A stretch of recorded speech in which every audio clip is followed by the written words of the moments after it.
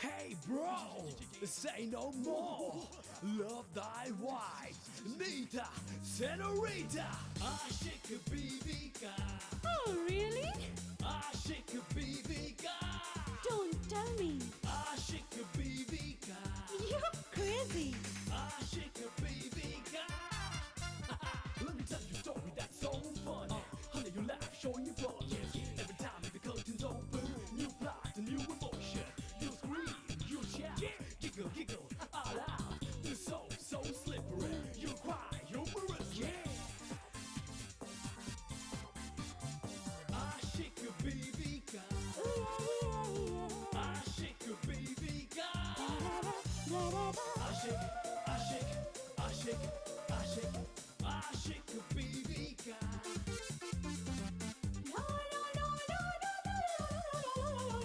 Aşık Bibika. मैं दीवान group of industries का managing director miss Nita Diwan Chand होंगी।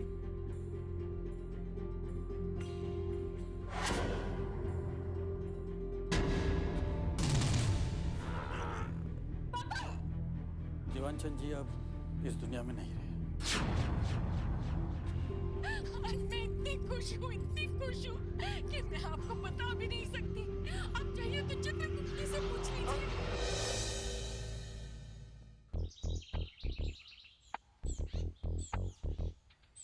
अबे कमबख्त के मारे कहाँ छिपा है तू? आ भी जा अब तो।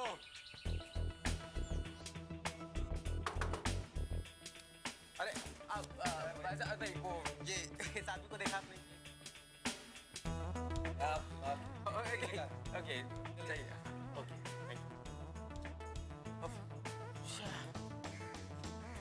एक्सक्यूज मी, आपने ये इसको देखा है?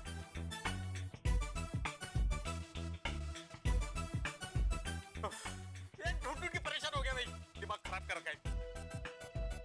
पता नहीं कहाँ जाके छिपा है। अच्छा, इसको देखा? मैंने भी नहीं देखा। आज अरे पता नहीं कहाँ जाके छिपा है। वहाँ देखा नहीं? अरे क्या? कौन हो तुम? अरे लगता है आपने मुझे पहचाना नहीं। प्राइम मिनिस्टर है तू, सुपरस्टार है जो तुझे पहचाना नहीं। खराब कर रखा है, वैसे ही बहुत परेशान है हम लोग। हट रे बाबा, तू हट। मैं बाबा नहीं, मैं गोपाल हूँ। तो क्या करूं? अगर तुम गोपाल हो तो तुम्हारे आगे पीछे गोपी की तरह नाचूं क्या? अच्छा, अगर आप नहीं सुनना चाहते तो मत सुनिए। मैं तो आपकी मदद करना चाहता हूँ, ये बताकर कि शेखर कहाँ मिलेगा। क्या? तुम्हें मालूम है शेखर का? हाँ। तुम कैसे बात करती हो अनजान आदमी से? बताए ना कहाँ मिलेगा। पहले ये बताओ कि तुम उसके साथ करोगे क्या? करना क्या है? जिसने हमें ये काम सौंपा है हम उसे उसके हवाले कर देंगे, उसे सौंप देंगे, खत्म। हाँ? और क्या बस? फिर वो आपको कभी नहीं मिलेगा। क्यों? क्योंकि सिर्फ मैं जानता हूँ उसके बारे में। वो तो यार बता ना, क्यों इतना फुटेज खा रहा है? नहीं, पहले एक प्रॉमिस करो। क्या? तू यार प्रॉमिस कि हमारी मदद करने के लिए आए या हमारे ऊपर एहसान कर रहा है? ठीक, अगर ऐसी बात है तो मैं जा रहा हूँ। सर वो जा रहे हैं। हाँ तो? Promise promise promise. Okay okay promise भैया।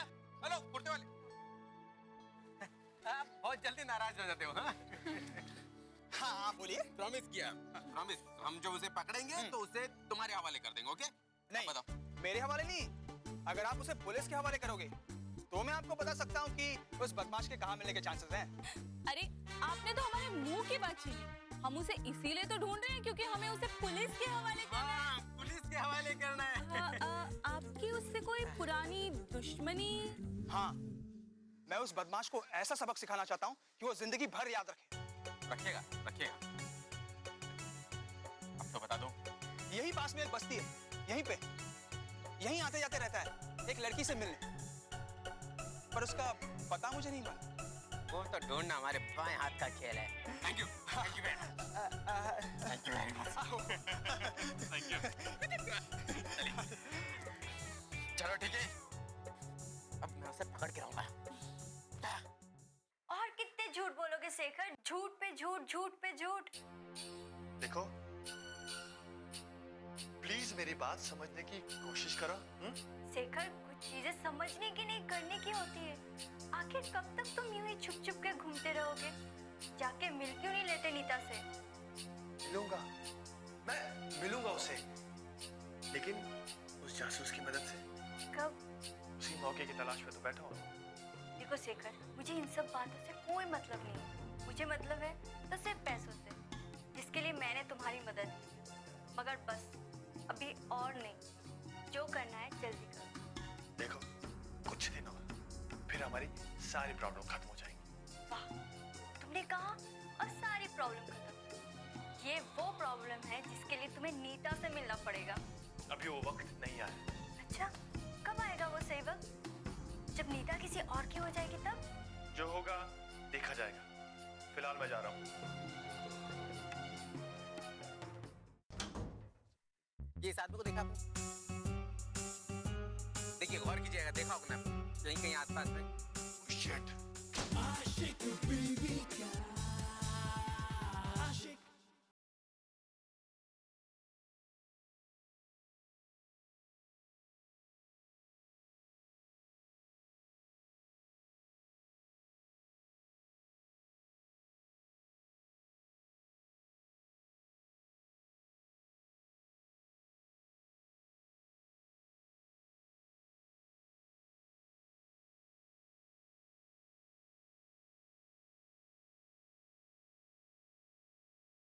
आशिक बीवी का आशिक।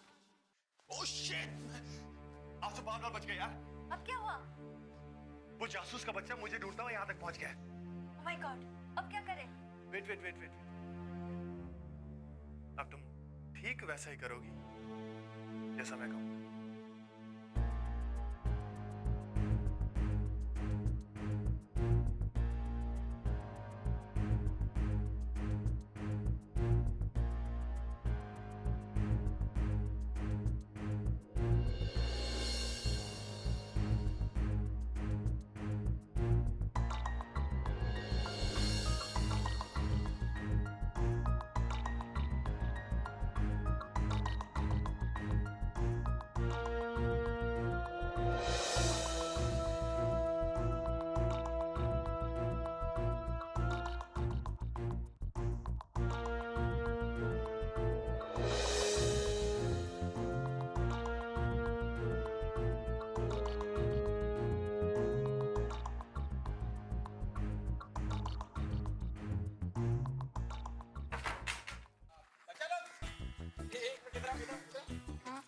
यहीं पे रहते हो तुम लोग? हाँ।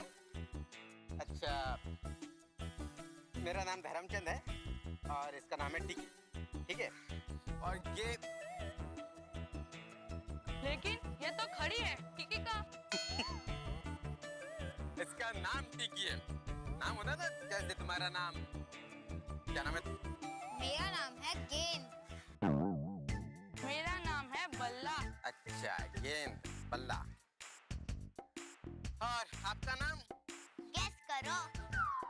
इसका नाम गेंद है, उसका नाम है बल्ला है, तो फिर इसका नाम स्टंप होगा। स्टंप। मार खा गए ना? इसका नाम स्टंप नहीं, इसका नाम गिल्ली है। गिल्ली? ये कोई नाम हुआ गिल्ली? तो ये भी कोई नाम हुआ टिक्की। चलो देख लो, चलो।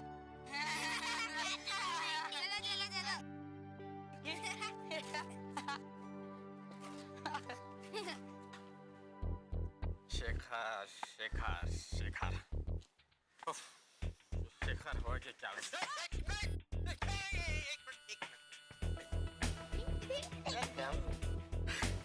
कितने समझदार बच्चे हैं। अरे तुम ये वाली लड़की से पूछे। ये जो गई थी अभी वो। ये एक्सक्यूज मी। यस,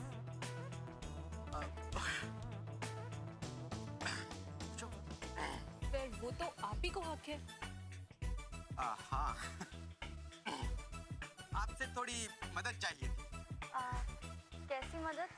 जैसा कि आप नहीं जानती कि हम लोग शेखर को ढूंढ रहे हैं। दिन रात ढूंढ ढूंढ के परेशान हो गए। देखो इसकी हालत कैसे मूर्छा गई, पता नहीं कहाँ गया। अगर आप ये बता दें कि वो कहाँ मिले तो मेहरबानी होगी। कौन शेखर? शेखर? अपने सॉरी ये शेखर ये हाँ। इसे तो मैं भी ढूंढ रही हूँ। इसने हमारे साथ जो किया उसके लिए मैं इसे कभी माफ नहीं कर सकती। ये एक नंबर का मक्कार है। आप ये कैसे कह सकते हैं? अभी मक्कारी मेरे साथ किया है तो मैं ही कहूंगी ना, और कौन कहेगा। बात करने में तो बड़ा वो शरीफ और नेक समझदार आदमी लगता है। बुरा मत मानेगा, आपका उसके साथ क्या रिश्ता है? उसने मुझसे प्यार किया, शादी करने के वादे किए, मगर अभी वो अपने सारे वादों से मुकर रहा है। कैसे? अभी कहता है मैं शादी करूंगा तो सिर्फ नीता से, वरना सन्यासी बन जाऊंगा। मैं उसे ही चाहता हूँ, मैं उसे धोखा नहीं दे सकता और न जाने क्या क्या। नहीं गलत, ये बात गलत है। ऐसा नहीं होना चाहिए, गलत बात है ये तो। पिताजी कुछ नहीं कहते? अब मैं अपने पापा से क्या कहूँ? मेरे पापा मेरी खुशी के लिए अपनी सारी जायदाद उसको देने के लिए तैयार हो गए, मगर वो है कि नीता नीता नाम के माला जपे जा रहा है। अब बस एक बार मुझे बता दो कि वो मिलेगा कहाँ, फिर दो सारी सच्चाई मैं गुलवा दूंगा उससे। वो मुझे जैसे ही मिलता है मैं सीधे आपको बताती हूँ। फिलहाल मैं चलूं, देर हो रही है। हाँ, नंबर यहीं पे रहती हैं आप? नजदीक में टीचर है स्कूल में। तुम क्या कर रही हो? Number okay bye. संभल के, हाईवे नहीं है ये। बाय। वाह सर वाह, वाह, आपने तो वाकई। कमाल कर दिया। कितनी सफाई से उसके पेट से सब कुछ उगलवा लिया। Good observation, good. ओके टिकी, अब हमारा नेक्स्ट स्टेप क्या है? अब हमारा नेक्स्ट स्टेप सर होना चाहिए कि हम नीता जी को फोन करें और अपनी सेकेंड इंस्टॉलमेंट उनसे मांग ले। Good, very good. अब तो एक मिनट बच्चा लोग मैं छुट्टी होगी शायद इसकी। चले सर। चलो नीता को फोन लगा। आशिक बीवी का आशिक।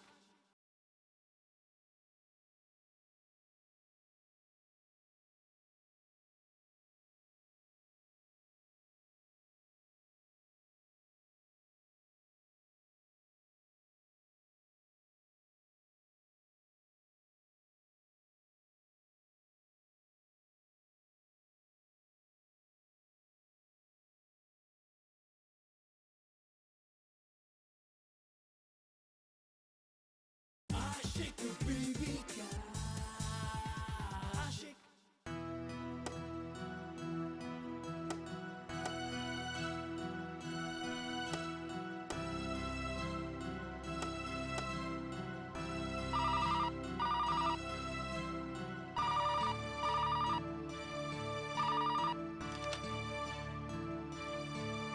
हेलो। नीता जी, मैं धर्म बोल रहा हूँ, प्राइवेट डिटेक्टिव धर्मचंद। हाँ बोलिए धर्म जी। शेखर तक पहुंचने की पहली कड़ी हमने पार कर ली। अब बहुत जल्द वो हमारे कब्जे में होगा। तो जब वो आपको मिल जाए तब आप मुझे फोन करना, ओके? लेकिन नीता जी वो देखिए इस वक्त मैं बहुत डिस्टर्ब हूँ, आपको बाद में फोन करूँ प्लीज। लेकिन सुनिए, देखिए अगर वो मैं कह रहा था कि ओह मैं समझ गई, आपको आपकी अगली इंस्टॉलमेंट मिल जाएगी। Thank you very much. You welcome. क्या हुआ सर? कुछ नहीं, नीता थोड़ी परेशान लग रही थी। हाँ सर, अब ऐसी सिचुएशन में तो कोई भी लड़की परेशान ही होगी। राइट। सो अब चलें? कहाँ सर? नीता के घर? हाँ, नीता के घर। इतनी रात को नीता के घर जाओगी तुम? अपने घर नहीं जाना? हाँ सर, चलिए। अरे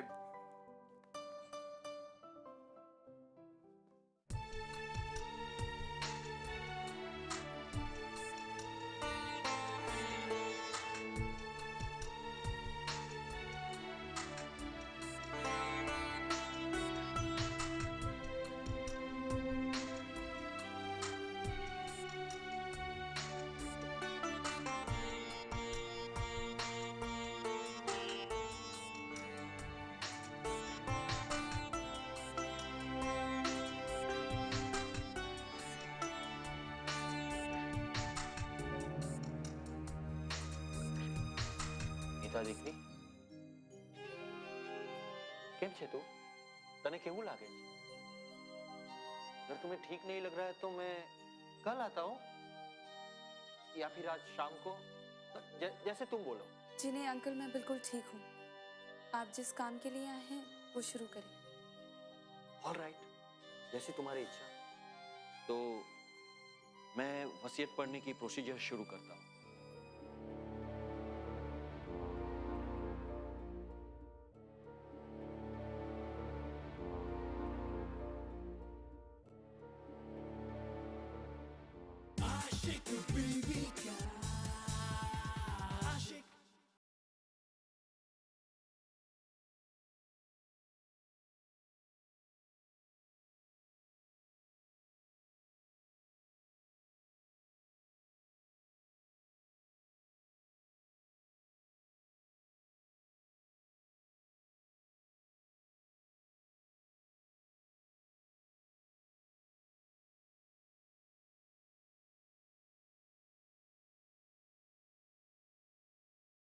आशिक बीवी का आशिक। मैं तैमूर टाटा ईश्वर को साक्षी मानकर अपने क्लाइंट मिस्टर दीवान चंद की वसीयत के एक एक अक्षर पूरी ईमानदारी से पढ़ने का वादा करता।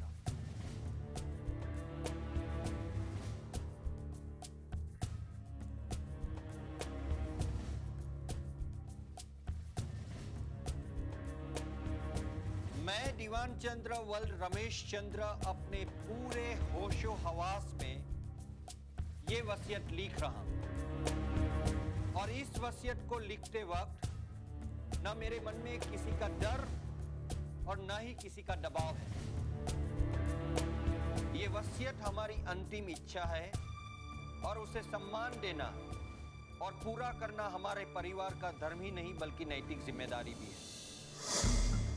जायदाद का बंटवारा करने से पहले इस वसीयत में कुछ खास बातें हैं जिन्हें हमारी बेटी नीता और हमारी दोनों बहनें कमला विमला व साथ ही हमारे वकील तैमूर टाटा जो हमारी वसीयत का अहम हिस्सा है उन्हें वचन के साथ निभानी है। पॉइंट नंबर 1, नीता को हमारी मृत्यु के बाद 30 दिनों के अंदर शादी करके घर बसाना है।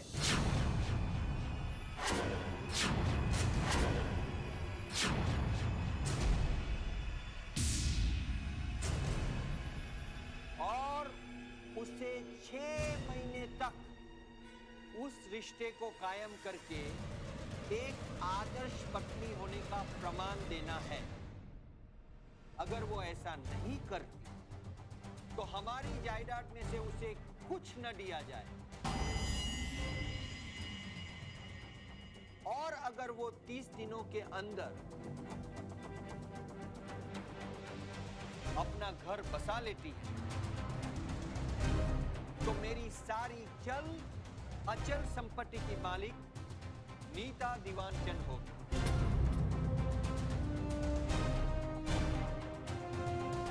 पॉइंट नंबर 2, हमारी दोनों बहनें कमला और विमला की जब तक शादी नहीं हो जाती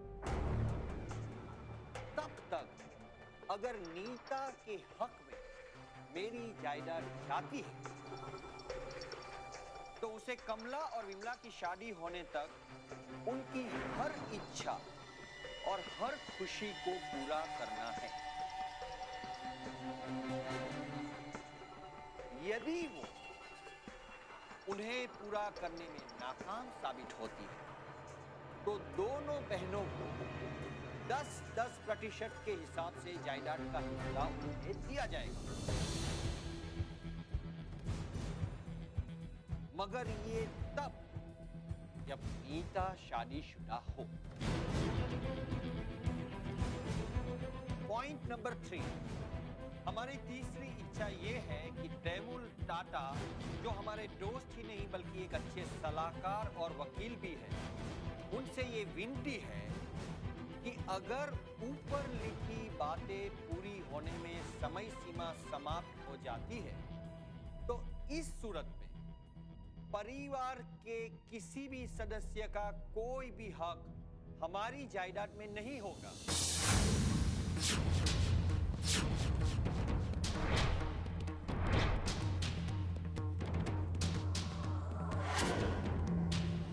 और सारी जायदाद को एक ट्रस्ट बना दिया जाए और हमारे बंगले को ट्रस्ट का ऑफिस बनेगी। फिर उस सूरत में हमारी बहनें कमला, विमला और हमारी बेटी नीता को ये घर छोड़कर कहीं और जाना होगा।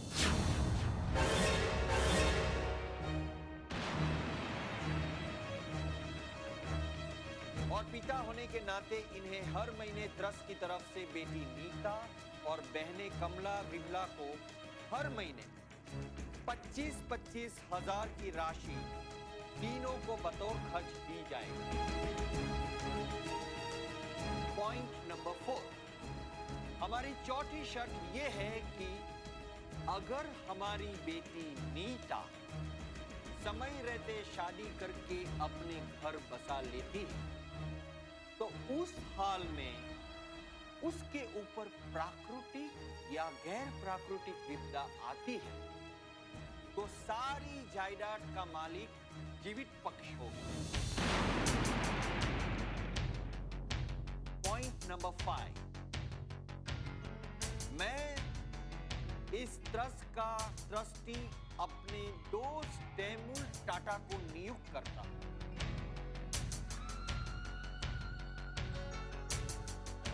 ट्रस्टी की सूरत में इन्हें जायदाद को बेचने का हक नहीं है।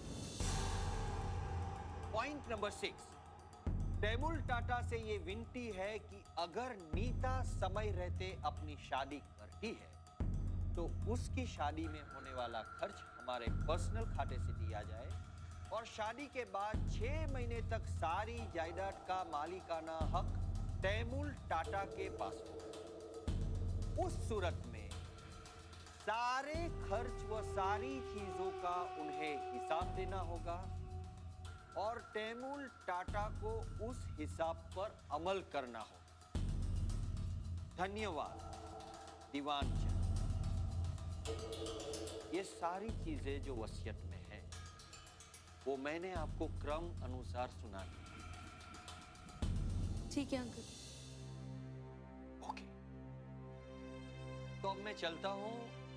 मैं आप लोगों को बाद में कॉपी भेज दूंगा। नीता देख ली? नीता देख, अगर तुम्हें बुरा नहीं माने तो मुझे तुमसे कुछ कहना है। जी अंकल। मेरी राय है कि तुम अब सब कुछ भूल जाओ और सिर्फ अपनी शादी के बारे में सोचो ताकि तुम्हारा आने वाला जीवन खूबसूरत हो। देखो बेटी, वक्त किसी का इंतजार नहीं करता। God bless you my dear. खुदा जी तुम्हारी रक्षा करे।